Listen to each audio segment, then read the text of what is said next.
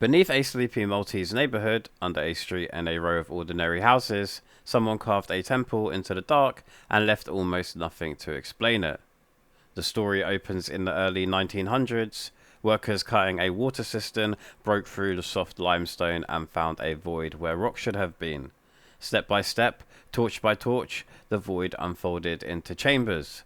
Rooms with carved doorways, vaults with curved ceilings, walls that felt planned rather than accidental. What looked like an accident was an entrance, what looked like a cellar was a world. In 1902, the cut into the stone wasn't a tidy doorway so much as a chain of surprises. The crew thought they'd opened a small cistern. Instead, their lamps kept finding edges that curved and walls that didn't feel like quarry scars. A step led to a landing, the landing to a low portal, the portal to a room with its own carved framing, as if the architects were copying the above-ground temples of Malta, but in negative. Even the ceilings echo those cool-belt forms, stacked curves that pull the load inward so the roof holds. It reads like architecture, not accident, from the first meters in. This place is the Ħal-Saflieni Hypogeum, hypogeum meaning underground. It isn't a cave, it's a man-made building carved from the inside out.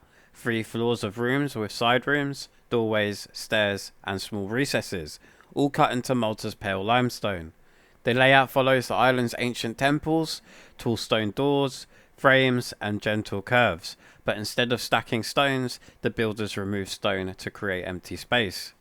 Some rooms carry rust-red paintings, spirals, dots, honeycomb patterns, fading but still visible on ceilings, smoothed by hands that knew exactly what they were doing. And down one corridor, there's a chamber people now call the Oracle Room. Speak at the right pitch, and the stone gives your voice back to you, thick and resonant, as if the room itself is answering. Whether that effect was a lucky quirk or deliberate design, the impact is the same. Sound becomes presence. Words feel heavier down here.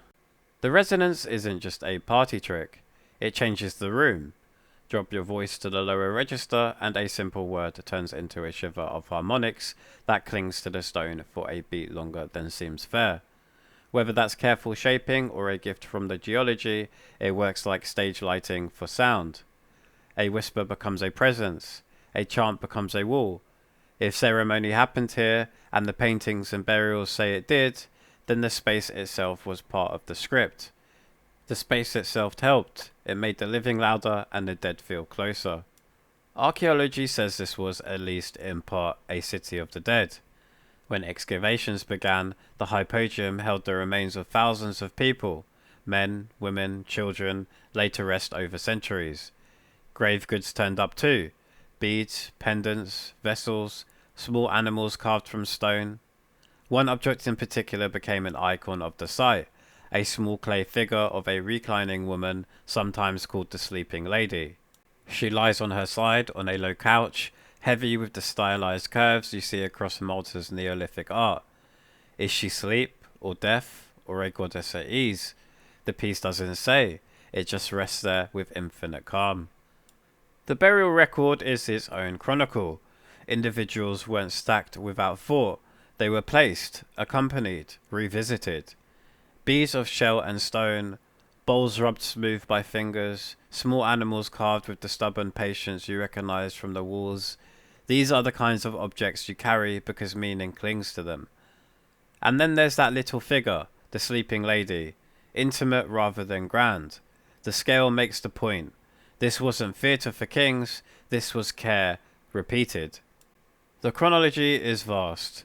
The Hypogeum was in use across multiple phases of the Maltese temple period, roughly from the 4th millennium to the middle of the 3rd, long before written chronicles, while much of Europe was still building in wood and earth. The people who cut these rooms were Neolithic engineers who understood weight distribution, moisture and time. The ceilings still hold, the drainage still works. Where the paint survives, it still clings to its stone sky. What did they do here? We can be honest without getting lazy. The human remains and grave goods point to burial. The paintings and the voice trick in the Oracle Room point to ceremony. The way the underground mirrors the style of Malta's megalithic temples suggests a culture that duplicated sacred architecture below ground, perhaps to place the dead within a familiar cosmic map. None of those ideas cancel the others out. Human places rarely pick one purpose and keep it forever. The Hypogeum also shows how knowledge moves without paper. There are no manuals, no dedication plaques, no carved story to spell out a patron and purpose. Instead, the knowledge is encoded in craft. The angle of a ceiling, the thickness of a pillar, the way a niche shapes a voice. It's as if the builders wrote in stone and expected you to read by standing inside the sentence. There's a practical lesson hiding in the romance. The site nearly vanished twice, once in antiquity, buried by time and construction above, and once in modernity, when workmen first broke in, and the temptation to treat it as a curiosity or a quarry must have been enormous. Today, the Hypogeum is tightly protected, entry is limited, the microclimate is monitored, and the rooms feel close and careful. It's a museum of air as much as stone. Keeping the past alive sometimes means managing humidity and body heat as fiercely as any treasure. If you're looking for drama, you can find it in the small things. A finger-wide groove where a rope may have bitten into stone. The way a painted spiral tightens toward a point where no light reaches now. A lintel that doesn't need to be beautiful, but is. You start to realize the people who worked here weren't just solving problems.